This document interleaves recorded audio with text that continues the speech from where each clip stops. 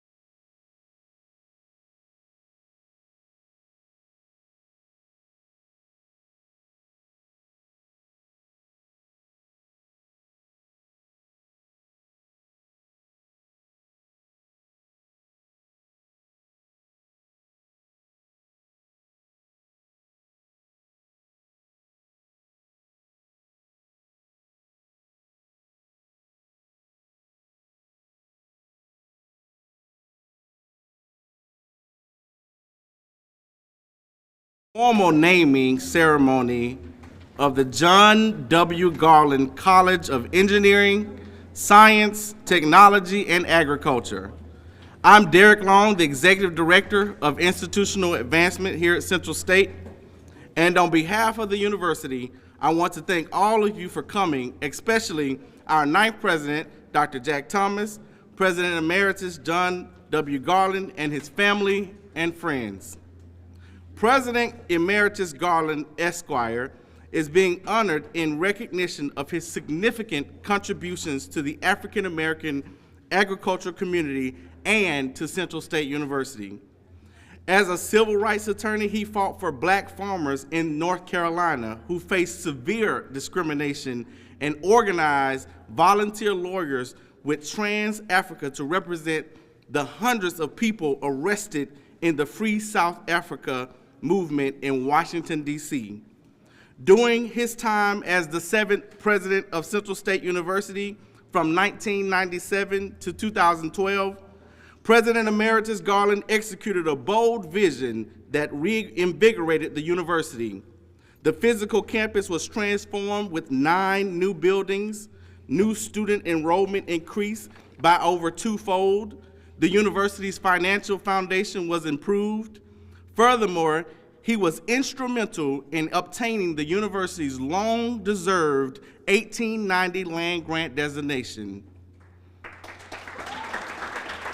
Definitely deserves an applaud. President Emeritus Garland is a pillar of the Central State University community and beyond, truly representing what it means to be a Centralian. In coordination with the formal dedication of the John W. Garland College of Engineering, Science, Technology, and Agriculture, I'm proud to officially announce a fundraising campaign in honor of President Emeritus Garland.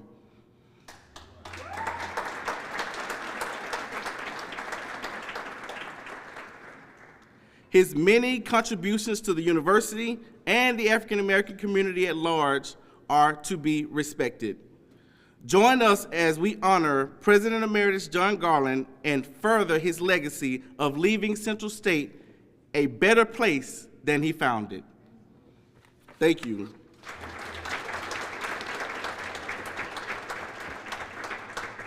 For today's naming ceremony, I'll first ask Dr. Cootie to come up to give acknowledgments as the dean, the interim dean of the college, of the John W. Garland College of Engineering, Science, Technology, and Agriculture.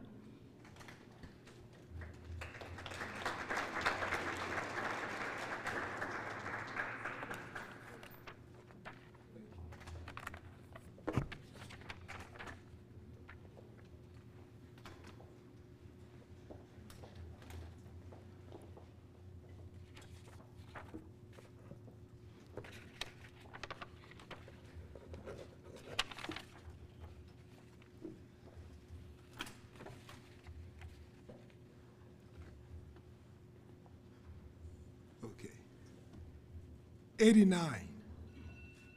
Can you guys hear me? Yes, we can. '89. That was the entire incoming freshman class in 1997. '89. The enrollment for the previous year was about 2,000 students. The enrollment for 1997 was 980. This was not a summer melt, as they say in enrollment management. It was a vaporization. The students were gone. Winds were swirling around campus. Was the university going to be closed forever? Was it going to be merged with Wright State University? Was it going to be made a community college?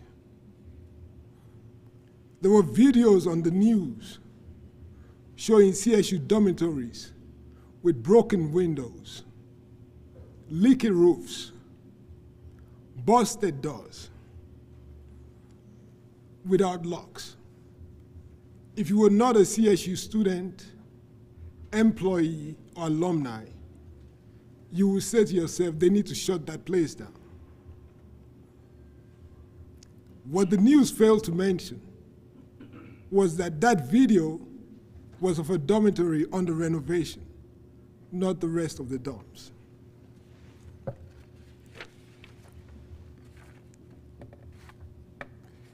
And here comes John W. Garland,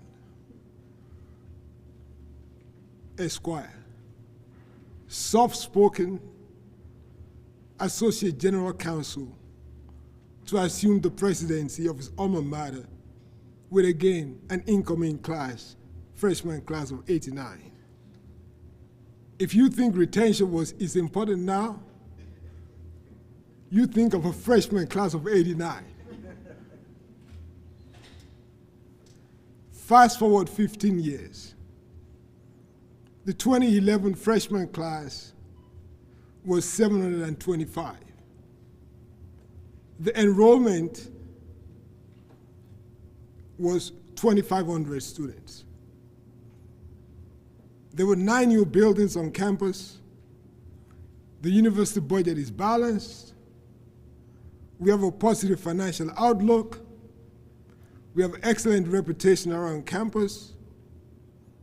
We're on the verge of attaining a 1890 land grant institution. John W Garland left his alma mater a seasoned president at a much better place than he found it.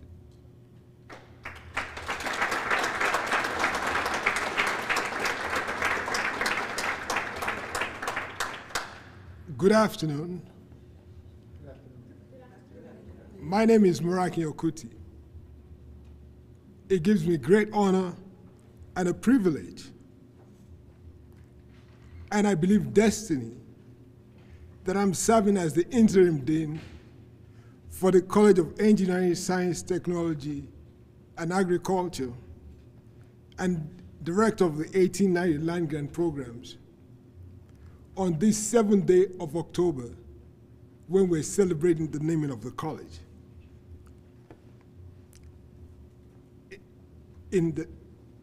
For President Emeritus John W. Garland. I say destiny because I don't think it's coincidental. I've been at CSU through thick and thin, famine and fat, high times and low times, and as President Jack Thomas says, I was here when the place was founded. Of course, that's not true, but I've been here quite a while. And as I said in the numbers I mentioned above, the board, when they decided to name the college after John W. Garland, they made a well-informed decision based on evidence. Now let me tell you the rest of the story. So President Garland comes in. We're all family here, right? Or at least I hope we are. when he came in as president, a number of our CSU employees were not sure about him, right? There was like, how did he get to be president? Was it because he knew somebody? Well, like, we don't know about this guy. And then he calls us into the gym, and we're all sitting down, listening to him, still unsure. But we knew something. We knew that as an alumni, he believed in the university's mission, which we did as well. We all knew that what the news media said about the university was not true. We all knew that we all needed each other to survive. And we all knew that we needed him to succeed. Because if he succeeded, we all succeeded. So, we put our faith in him and followed his lead to make sure that the university was successful. Now, let me tell you how fate works and how President Garland's personal story and the university's land grant mission are intertwined. As Derek mentioned earlier on, President Garland was working with black farmers that had land and bad debt but did not have access to loans. Nowadays, we call that extension work as a land grant institution. We have people that go out in the community and talk to farmers and try and get them access to loans. So back then, before he was even the president of a land grant institution, he was doing extension work on behalf of black farmers. Now, this college that we're naming after President Garland, we call it CSU, was created out of what was then the College of Science and Engineering. When President Garland came, we did not have a College of Science and Engineering. We had a College of Arts and Sciences. But you know, faculty were agitating that they wanted their own college.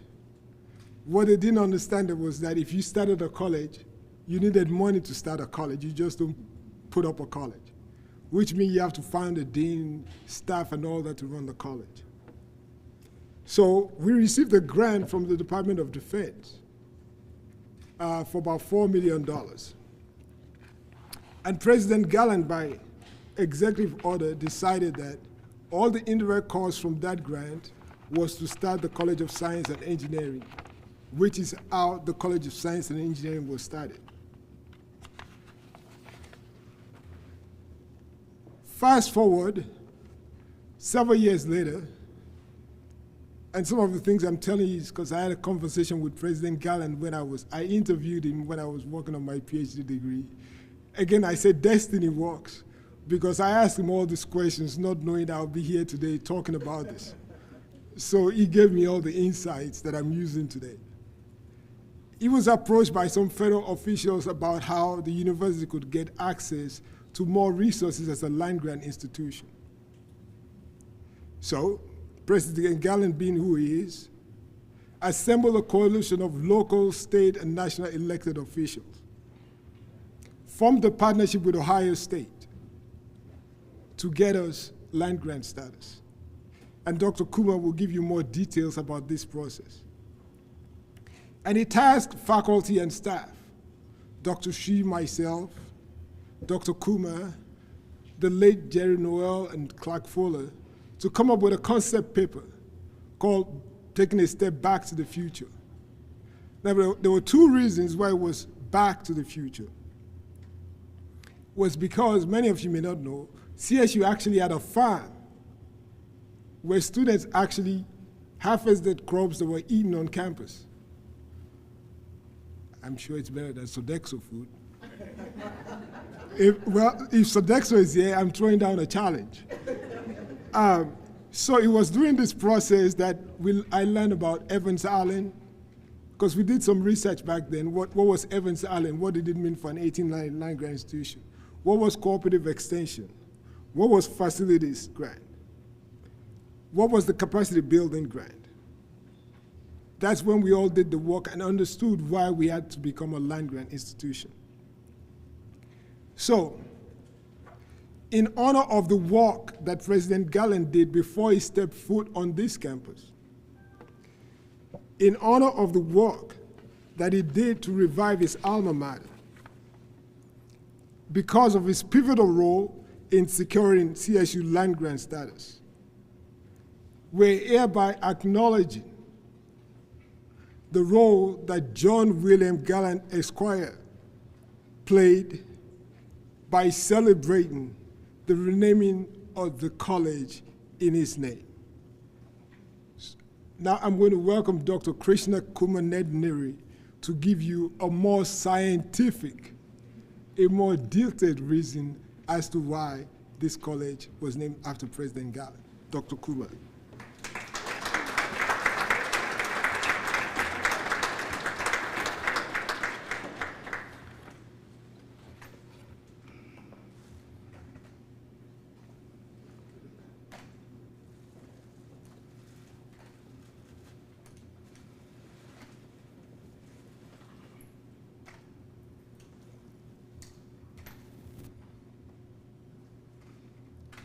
Thanks, Dr. Kuti, for giving me this opportunity to talk about my president, John W. Garland. How is everyone doing? Can you all hear me? Yes. Obviously, it is difficult to follow Dr. Kuti,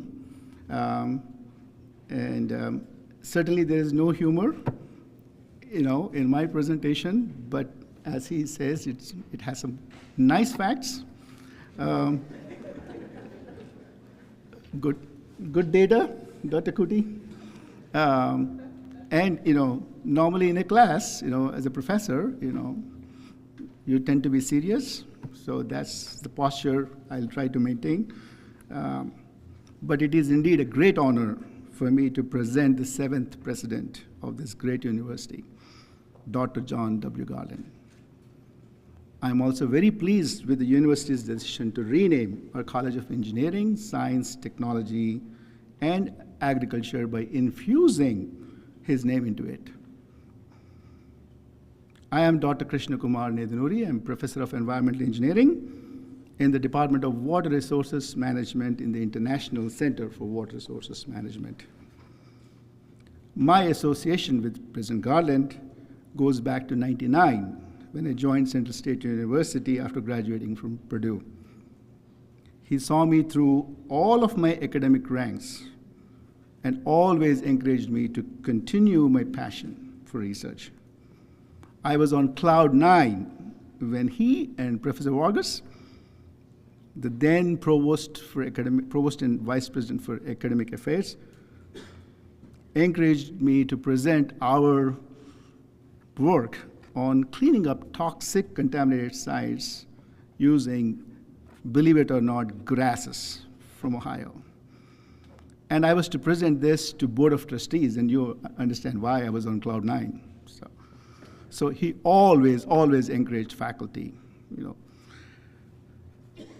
President Garland brought operational stability and fiscal discipline to Central State University. He created an amicable relationship with the state of Ohio. And he secured funding from the state of Ohio under Speed to Scale, an ambitious initiative to increase enrollment, we all know. Though we did not quite achieve that particular enrollment, I would say we have certainly capitalized on it. As faculty on the college, we know we had an opportunity, unprecedented opportunity, to bring highly qualified STEM faculty, which we did. And these faculties have paved way for creating unique programs in science, such as environmental engineering within our water resources. But we also had an opportunity to strengthen our curricula, bring in equipment and infrastructure into our science programs, biology and chemistry, and also supporting physics courses through building a new Center for Education in Natural Sciences. Now we call it Joshua Center for Education in Natural Sciences. He recognized early on that for CSU to grow its enrollment and also to bring high quality students, it is not adequate for the university to remain as a teaching institution. He was instrumental in strengthening the Office of Sponsored Programs and Research by bringing together fine leaders. I don't know if you recall them: Colonel Clark Fuller, Mr. Jerry Noel, Professor Sridharan, and Dr. Murakin Yakuti. He also supported the argument that the university needed to strengthen its STEM programs, which were at that time scattered across different colleges. Mathematics, computer science, chemistry, and biology were in the College of Arts and Sciences, whereas water and manufacturing engineering were situated in the College of Business and Industry. So ahead of time, anticipating a great infusion of funding from agencies such as National Science Foundation, Department of Defense, President Garland supported the idea which was brought forth by Professor Will Houston, Professor Sridharan, Professor Lackey, Professor Lowell, Professor Grissom, to consolidate these STEM programs into a STEM college.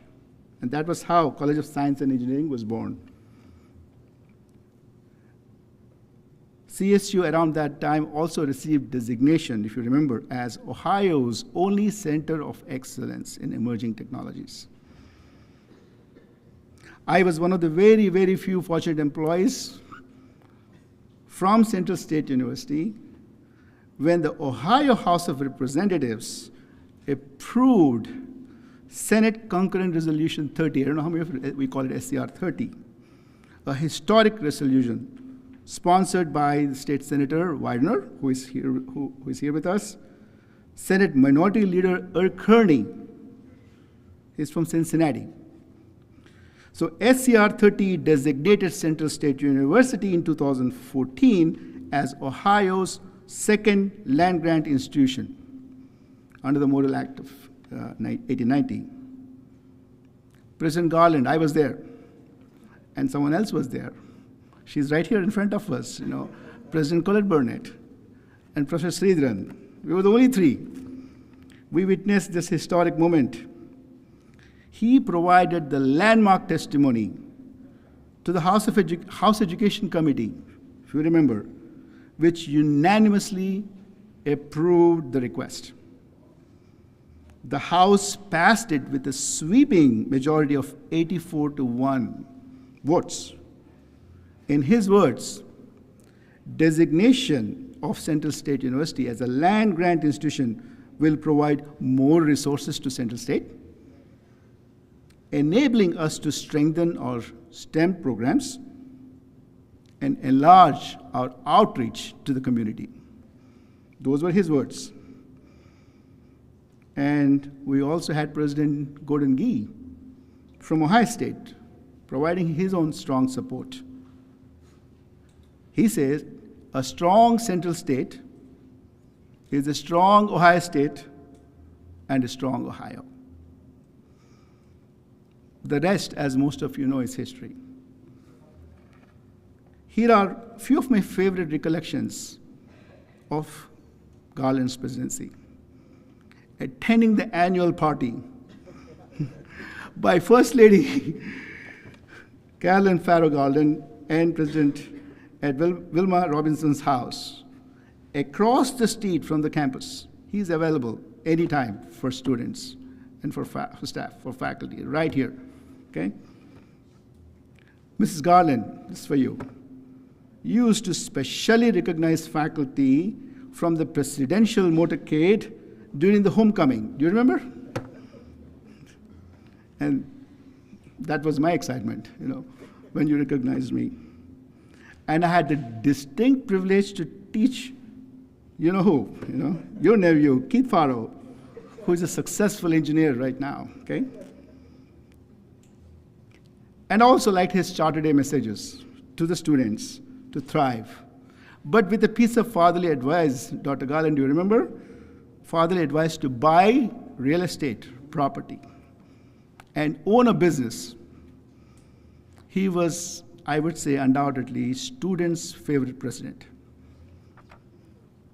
So, for his continued support of STEM programs, groundbreaking and initial attempts to secure land grant status, and a sheer passion for Central State, it was quite fitting to rename our college as John W. Garland College of Engineering, Science, Technology, Engineering, and Agriculture. Thank you.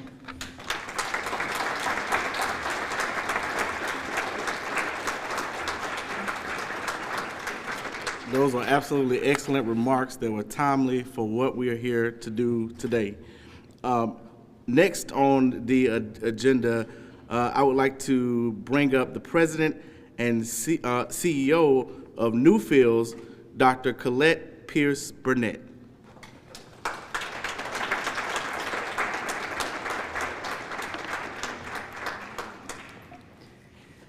Thank you. Good afternoon, everyone. I'm going to try to get through this without being tearied up because I'm so proud of President Garland right in this moment. It's such a pleasure and honor for me to be a part of this moment celebrating the tenure of John W. Garland. My mentor, my friend, my rock, my disciplinarian, disciplining me, that's that way. My name is Colette Pierce Burnett, and I had the blessing of serving with John W. Garland for 13 of his 15-year tenure as president of Central State University. It was a gift to have a front row seat to the daily operations of a committed and passionate servant leader. He's a visionary, a trailblazer, a fierce advocate, a warrior, and a courageous human being. These are just a few of the traits that John W. Garland exhibited throughout his distinguished career in academia. He returned to his alma mater to serve as its 7th president in 1997. He did not find the same university that he had graduated from in 1971. Instead, he returned to a traumatized, fiscally fragile campus with rapidly declining enrollment, exponentially growing deferred maintenance, a deteriorating physical plant, a fractured relationship with the state of Ohio, a tarnished reputation, and a weary faculty and staff. He returned to a university in crises. He did not simply take the job of president. John W. Garland and his wife, Carolyn Farrell Garland, were on a mission to guard the future of a jewel in the state of Ohio, a mission to rebuild his beloved alma mater, a mission to add tremendous value to the lives of students with education as their great equalizer. The rebuilding of Central State University under President Garland's leadership is nothing short of extraordinarily remarkable. It is a book on triumph, on grit, on purpose, and on excellence in leadership. During his tenure, the university experienced a remarkable turnaround with an increase in enrollment by over 150%, obtaining fiscal stability, construction of 9 new buildings, both academic and residential, one of which we are in today. New academic programs, destination as a center for excellence in emerging technologies, and so much more. When he retired in 2012, Banneker had been raised, much to the chagrin of many alums. The roads had been rerouted, the drawings were completed, and the ground was broken for the construction of a new student center. That student center is a hallmark among all universities, not just historically black colleges. Moreover, as we've just heard, the process for status as a land-grant institution was in motion. His year-after-year advocacy and malaise with the state of Ohio for fair funding, up and down the road to Columbus, fighting the legislators, his assiduous and untiring battle for the supplemental funding not to be up for grabs every legislative session, because in fact that supplemental funding was core to carrying out the university's mission. It was a rainy Saturday morning that I remember vividly when President Garland met me here on campus to share with me that he and his lovely partner through it all, his wife, Carolyn Farrell Garland, had decided that it was time for them to retire. I knew in my soul that it was the end of an era of greatness. From the big to the small, there had to be excellence in all things. One of thousands of examples of that is in this very building. From his insistence that a time capsule be placed in the building, to one morning when I accompanied President Garland to this building on a hard hat tour. The building was under construction. It was just a shell and in the early phases of construction. We were led to the second floor upstairs, and President Garland noticed that the view from the window to the bell tower was not in perfect alignment. Much to the dismay of the construction crew, President John W. Garland insisted that this rotunda be shifted for a perfect alignment. His vision was for a perfect perpendicular view and interaction between the university's past and present so that you could look directly at that tower. I have thousands of stories in the rebuilding and reimagining of what we are here to honor today.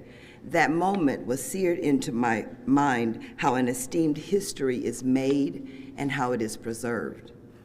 President Garland infused the core values of honesty, hard work, caring, and excellence into everything on this campus. It was natural that those same core values were superimposed into the fabric of the university. He cared deeply for student success and worked tirelessly to be sure that all barriers to that success were in fact removed. I learned a lot from John W. Garland.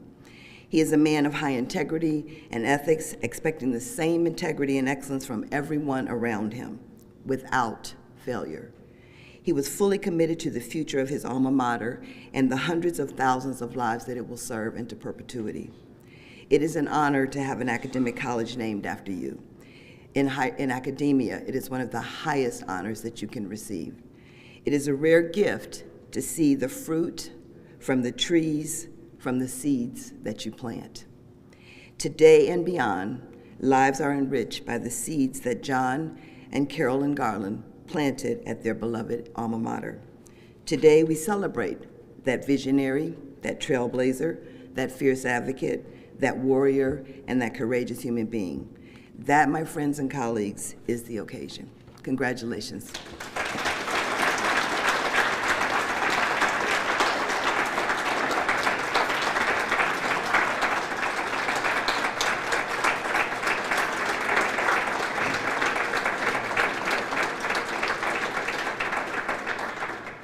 I believe that if you were guessing before, you understand now why the Board of Trustees made the decision to name this college after John W. Garland. Thank you again for those remarks. Now we will have, it's our moment of truth. We'll have our very own president, Dr. Jack Thomas, the ninth president, current president, Dr. Jack Thomas, and we will have President Emeritus John W. Garland come up to do the unveiling shortly after. But we have Dr. Thomas to come and give remarks, and then we will unveil and have some photos of this historic moment. Thank you.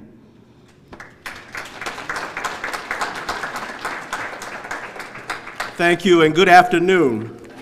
We certainly want to recognize President Emeritus Carlette Barnett, former president of Houston-Tillotson University. Please stand and be recognized. We know she served here well under President Emeritus Garland. This is a wonderful occasion, letting us know all of the wonderful things that have happened, particularly the history and traditions that President Emeritus John W. Garland was a part of here at Central State University.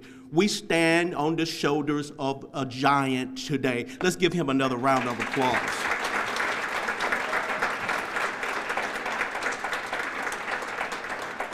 President Emeritus John Garland, please join me at the podium.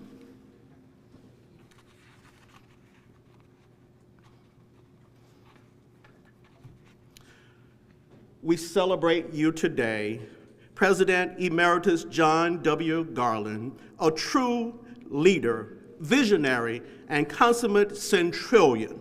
Steve Jobs, co-founder of Apple, once said, "If you're working on something exciting that you really care about, you don't have to be pushed. The vision pulls you." President Emeritus Garland, since you crossed the stage in 1971 to receive your degree in political science, you have been working for Central State University out of love. In 1997, when you were called back to your alma mater as president, you returned out of love. Central State University has been good to you. You even found the love of your life, Miss Carolyn Farrell Garland. Please stand to be recognized.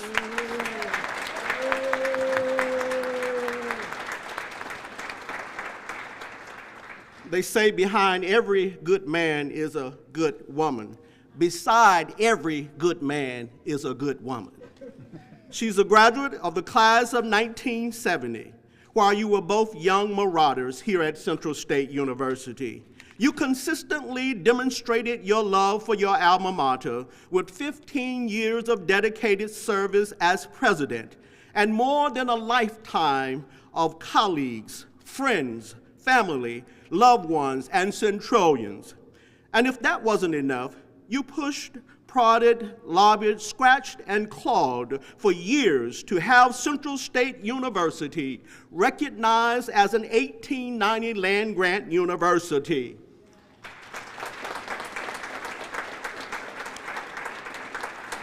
Correcting a century-old oversight and placing the university on a path of unparalleled excellence in research and service.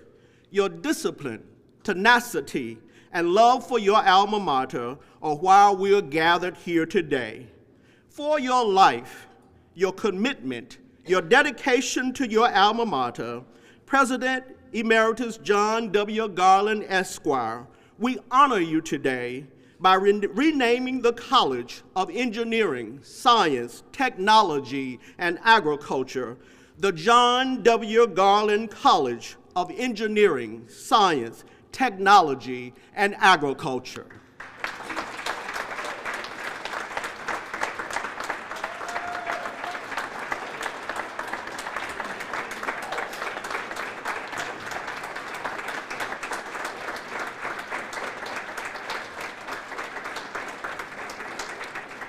Thank you for your many years of service. May God continue to bless you, your lovely wife, your family, and all of your friends, and all together, for God, for Central, for State. Thank you. Thank you so much. Thank you.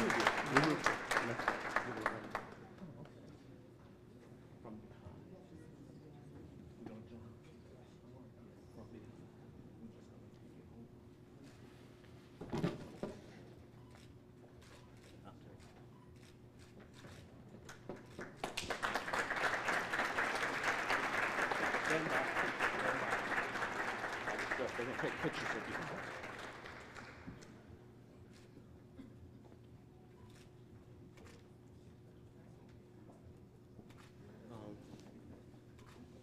Ms. Garland, right on the other side, please.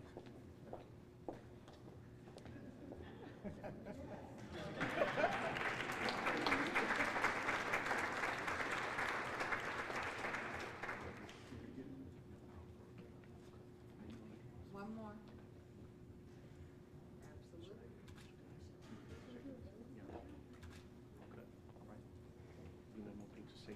President Thomas. Thank you. Thank you.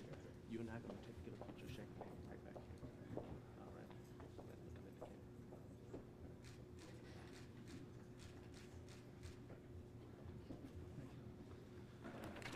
Let us welcome President Emeritus John W. Garland to the podium.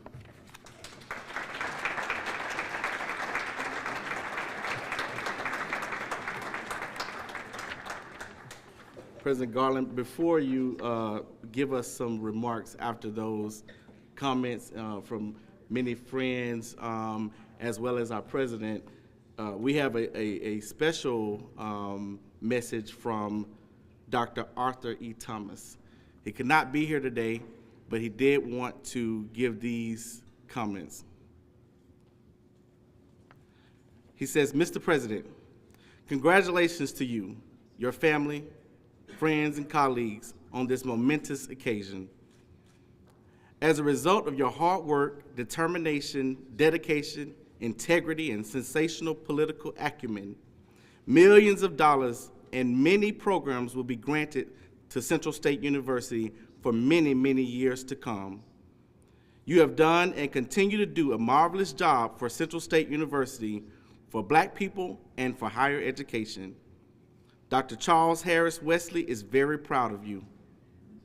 Dr. Cynthia Jackson Hammond carried on your work in a great way. President Jack Thomas will lead Central State University to heights unimagined. It is an honor, privilege, and pleasure to know and work with you and learn from you.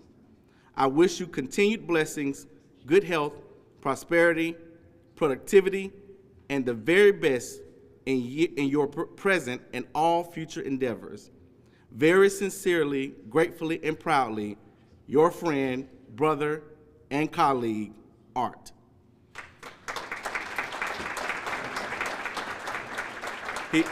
He also sent a gift for you as well. It is a Belova clock. Okay, very good. Outstanding. All right, you can put that here. I'll put it right here? Yes, sir. Okay. No, I don't, I'm gonna give it to my wife.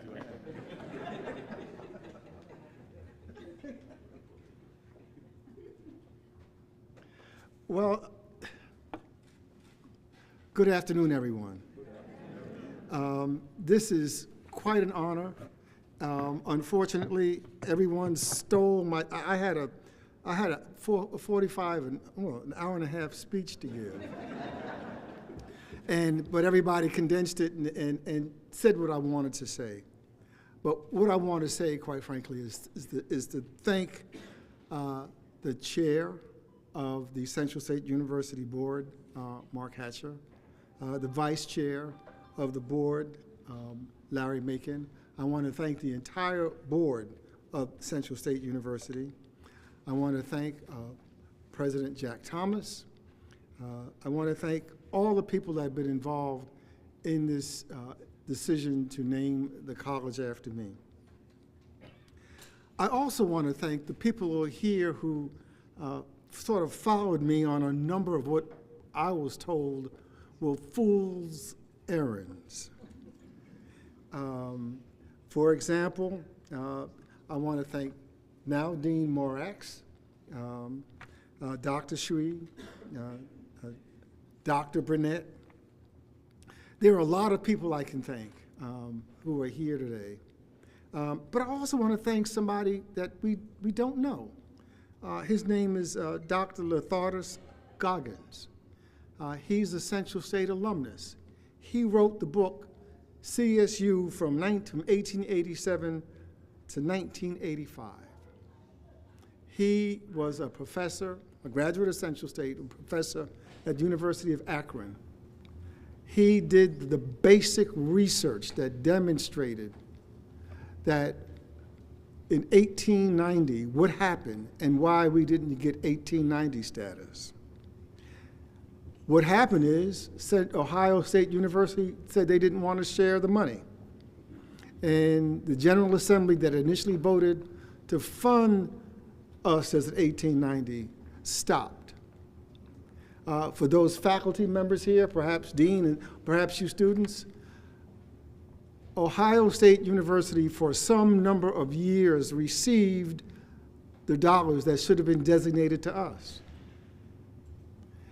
It started off as a $25,000 grant from the federal government to fund all 1890 universities. In today's dollars, that was $817,000 that we should have received. Imagine what we would be like had we received that grant for 130 years it took us to get it. So if somebody wants to do the research to see just how long Ohio State received that money, I'm not saying we should ask for it back, but what I am saying is, what I am saying, we should approach them standing up tall with a stiffened spine saying, you owe us, and you owe us the opportunity to work with you and for you to support what we're trying to do in the land grant. We should not approach them at all with timidity. We had a number of fool's errands. For example, one fool's errand was building this building, a new academic building. It took us 12, 14 years to get the funding to do it. The state of Ohio funded it in 2 tranches. Literally, this section of the building was built, and they forced us to stop. We put up stairs and went up. 2 years later, they said, okay, we'll give you the rest to build the building, and then we had to tear the stands down and build that side of the building. It cost an extra $1 million, rather than giving us the money to do it the way we should have been done. That speedway across the street right now, many of you, they were giving out free gas this morning. Did you know that? That's the reason why there was such a long line. It took us 5 years to build that because we had fierce opposition from the community against that. The student union took over 20 years to get funded, but we got it funded.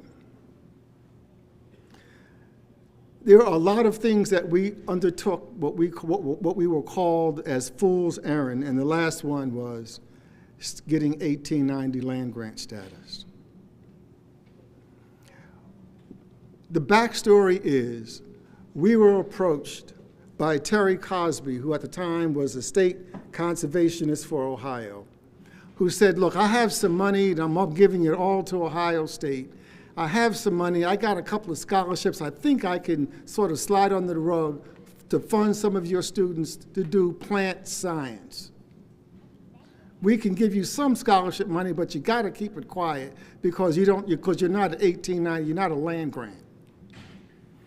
We talked, we got the scholarships, and I said, well, and I went back to the Goggins book, and I read it again, and I said, why not try this? Why not go back and say, state of Ohio, you did us wrong back then. It's time to clean it up and to make it right.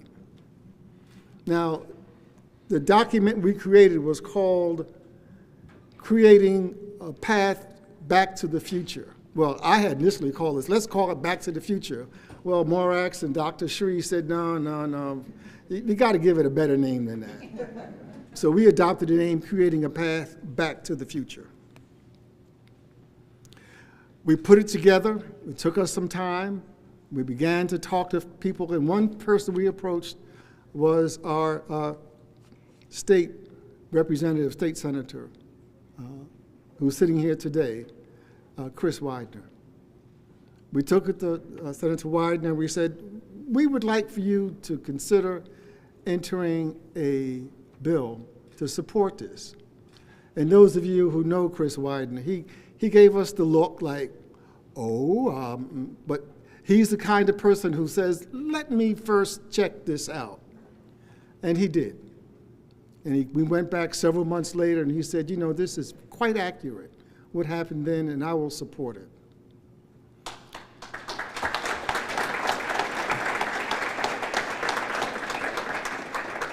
It took 2 years. It also took the vote and support from Gordon Gee, who was the president of Ohio State University. And as you heard from earlier, the Ohio General Assembly approved us as the 1890 land grant institution. Getting that and getting it the federal designation wasn't easy. We got opposition from other 1890s because they did not want to, quote, split the pie. I said we need to grow the pie, which we did. When we got our designation and we got funding in 2014 or 2016, the pie was increased. Central State University for me has always been the basis on which I have grown as an individual. And as you know, I met my lovely wife here, and it has been a sort of a guidepost for me. What you also don't know is that Central State University is unique because we have created university presidents as an institution.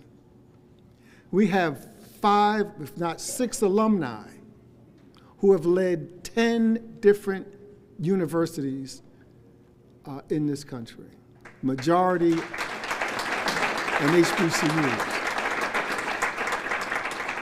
Not only do we grow presidents from our alumni ranks, we grow them from our administrative ranks.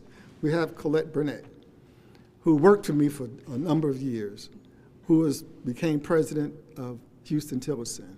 We have over here, please stand, Dr. Gerald Briggs. He was the vice president for student affairs. He is the president of Mississippi Valley State University. Former provost, Juliet Bell, who wrote me a letter of congratulations, was president at she left here in 2011, I believe, and became president of UMES. And another former provost, Carlos Vargas, is now president at, I believe, Southern Missouri State University. So we have a unique and rich history of not only growing, but developing presidents. I think that's important for us to understand that there's something in the water, so to speak, in Wilberforce.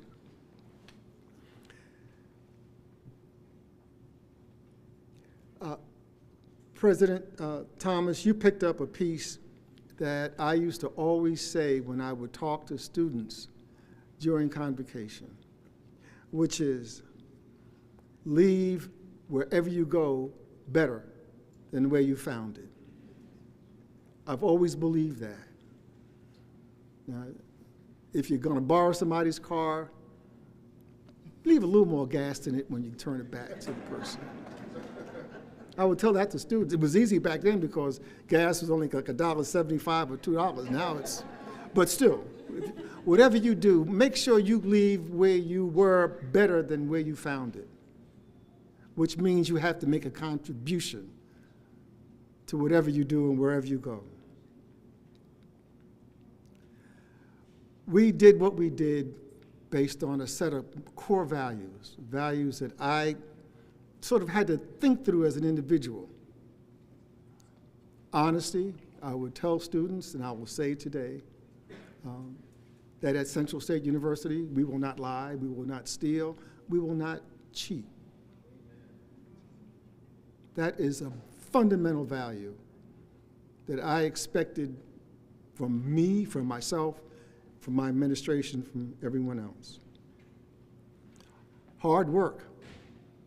We worked very hard at Central State. Carolyn used to watch me get up in the morning, and by 10 o'clock in the morning, I would have been to Columbus and back. And Colette knows what I'm talking about because she used to ride with me sometimes on make those trips to make sure folks knew that Central State was in the house. Caring is a very important trait. You have to care for people. I learned that, and I'll be very frank about that. I learned that as a young 21-year-old leading a squad, an infantry squad in Vietnam. There's no way you can get 14, 18 to 21-year-olds carrying high-powered weapons to lead you, to support you, unless they know you care for them. And that's something I learned. You have to care for people, not because you fear them, but quite frankly, you know, when you're carrying M14 rifles, that's a pretty high-powered weapon. But the point is, you have to care for people. If people know that you think about them, that you care for them, they will go to the 10th mile with you. And excellence. And excellence is not something you just do once. It's something you strive to do every day. This is a very important and blessed day for me because my family is here with me. My wife, you want to stand? My daughter, Amy, and her son, Asa Price, my son, Jabari, his wife, Ashley, her dad, Everett, and his two sons, Ellis and Cole. Bathroom? Yeah, well. Oh, and Keith Farrow, one of our own alumni.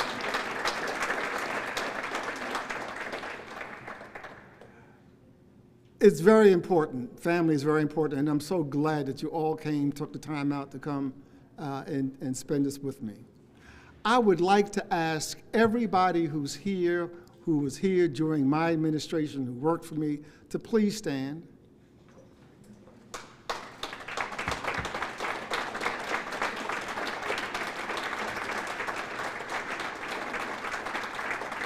I want to thank you, because we could not be here today without you, without your loyalty, your hard work, your dedication, but most importantly, because of your smarts.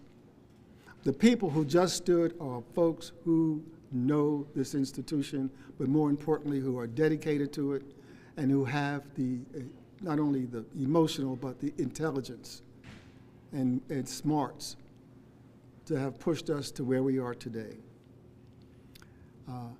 Let me tell you, college, or CESTA, College of Engineering, Science, Technology, and Agriculture, you have an advocate. I will always be here for this college. You are my college. You're going to have to push, what's this guy doing? I will be here for you. I will be that person. I will raise that money. I will support you. If you need somebody to be someplace, call on me, and I will be there. This will not be a college that's named after someone who's just there in name. I will be your advocate.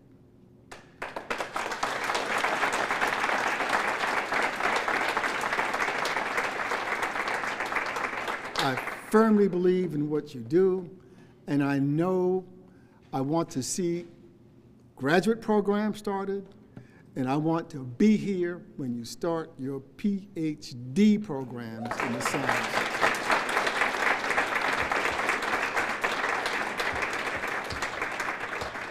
Thank you so much for this opportunity.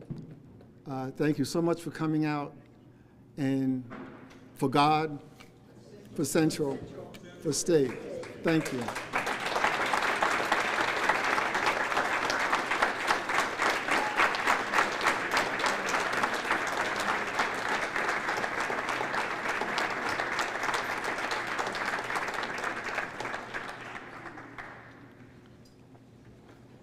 Weren't those words from a powerful person who definitely gave a lot to this institution and who deserves to be that advocate for this college? This concludes our naming ceremony.